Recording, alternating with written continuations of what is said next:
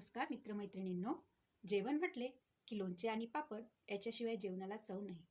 आणि म्हणूनच आपण आज बघणार आहोत अतिशय असे रुचकर ताक आणि ज्वारीचे पापड.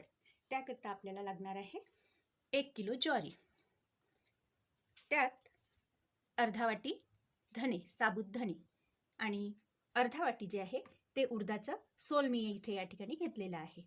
त्याचप्रमाणे अर्धा वाटी जो आहे तो साबुदाणा आणि तांदूळ.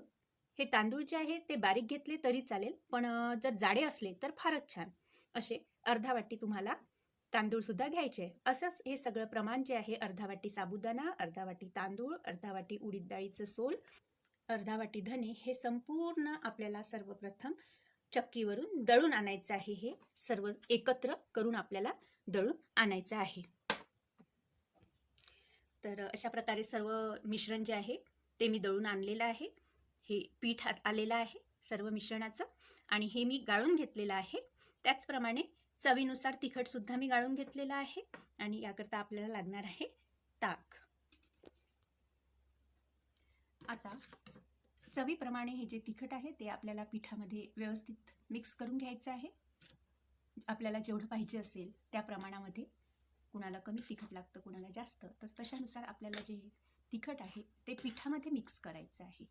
जेणेकरून आपण जेव्हा ताक गॅसवर ठेवू तेव्हा ते कधी वर जातं चुकीने, तर तिखट जे आहे ते बाहेर जाणार नाही जर पिठात असलं तर. म्हणून आपल्याला ते पिठातच मिसळायचं आहे.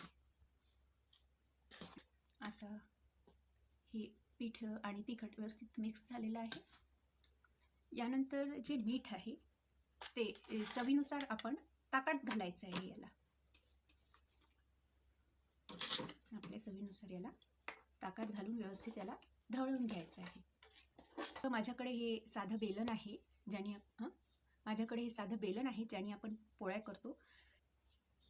त्याला आपण ही जी सेलोटेप असते ती याला लावायची असते.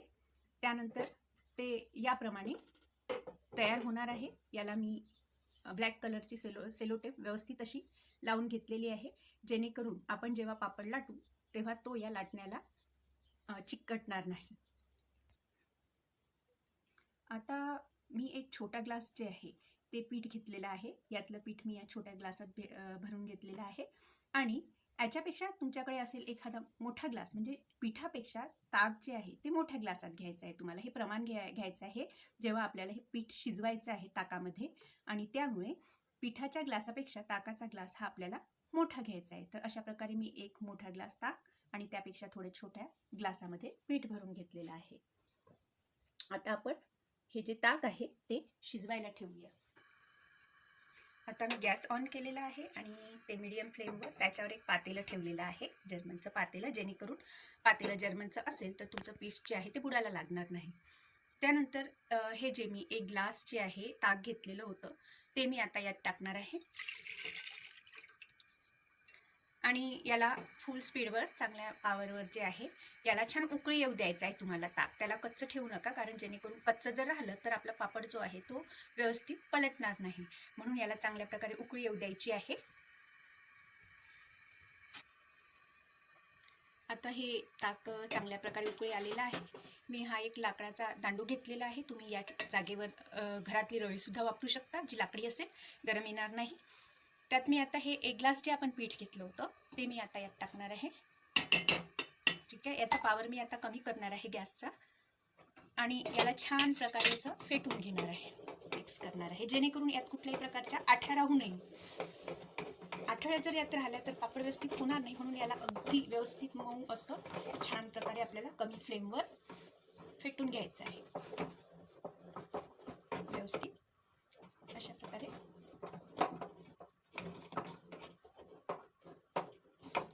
आपलं हे पीठ जे आहे तयार झालेलं आहे. पापड लाटायला आपण आता तयार आहोत. यात कुठल्याही प्रकारच्या आठ्या पडू देऊ नका, आणि पीठ सुद्धा जे आहे ते कोरडं राहायला नको, याची काळजी आपल्याला घ्यायची आहे. अशा प्रकारे आपलं हे फेटून झालेलं आहे. आता मी हे पीठ घेतलेलं आहे पापड लाटायला. बघूया आपण, छान मऊसर शिजलेलं आहे आपलं पीठ. आता मी हे जे पीठ आहे ते इथे लाटायला घेणार आहे. मी आता इथे कोपर घेतलेला आहे लाटण्याकरता. तुम्ही इथे ताट सुद्धा घेऊ शकता. तुम्हाला ज्या साईजचे पापड हवे आहेत त्या साईजचे तुम्ही कोपर किंवा ताट इथे वापरू शकता. तसेच पापड लाटताना हे जे आपण जे ताट किंवा कोपर घेतलंय ते पुढे सरकू नये म्हणून मी इथे मॅट सुद्धा लावलेली आहे, जेणेकरून मी पापड लाटेल तेव्हा जे आहे पुढे असा जो आपला कोपर आहे तो पुढे सरकणार नाही. ठीक आहे. आता मी हे पीठ घेतलेलं आहे, हे मी डायरेक्ट लाटायला तयार करते. मी इथे कुठल्याही प्रकारे तेल किंवा तूप याला लावलेलं नाही आहे. डायरेक्ट मी आता हे पीठ जे आहे ते या कोपरावर लाटणार आहे. पापड आपण वळूया. आता याला गोल गोल फिरवून मी अशा प्रकारे याला लाटणार आहे. बघा, नुसतं आपल्याला जे परात आहे, कोपर आहे, तो आपल्याला नुसतं फिरवायचा आहे गोल गोल आणि लाटण्याने असं याला पुढे न्यायचं आहे. आणि जर आपल्याला वाटलं की पापडाचं पीठ जास्त झालेलं आहे तर ते आपण इथे मध्ये काढू सुद्धा शकतो. यावेळी ओके. परत मी आता याला असं पापड वळवणार आहे.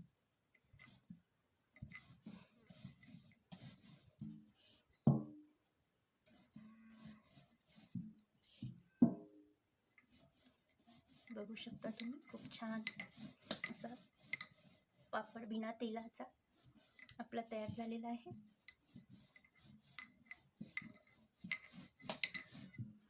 ठीक आहे. बघू शकता तुम्ही कसा हा पापड आपला तयार झालेला आहे. खायला अतिशय असा स्वादिष्ट हा पापड तयार होणार आहे.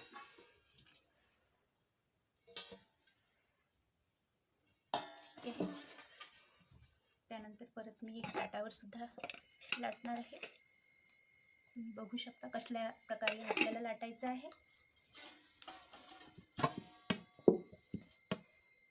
पिठाला थोडं आपण इथे सॉफ्ट करून घेऊया आणि नंतर व्यवस्थित याला आपण अशा प्रकारे ताट फिरवून याला लाटून घ्यायचं आहे.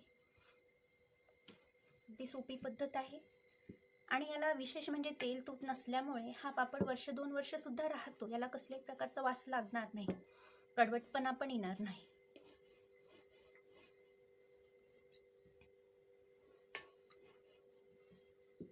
अशा प्रकारे मी याला गोल असं लाटलेला आहे. झाला आपला पापड तयार. आता हा जो पापड मी आधी लाटलेला आहे आपण याला आता चला पलटवून घेऊया.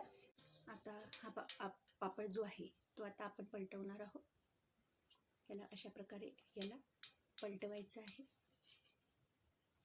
तुम्ही बघू शकता अगदी इझिली हा पलटत आहे.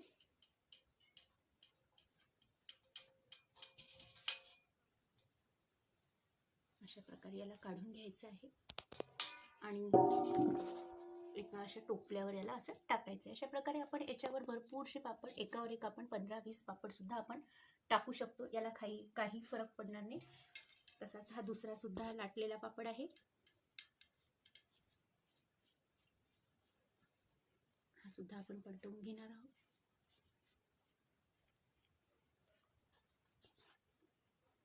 आणि याला सुद्धा आपण अशा प्रकारे याच पापडावर असं वरून आपण याला टाकणार आहोत. अजिबात काळजी करायची नाही, हे अजिबात एकमेकाला चिकटणार नाही. काही वेळानंतर पापड आपले इथे संगळल्यानंतर आपण याला उन्हात घेऊन जाऊया आणि नंतर मग थोडा वेळ उन्हात ठेवल्यानंतर याला असं सहज आपण काढू सुद्धा शकतो. ठीक आहे.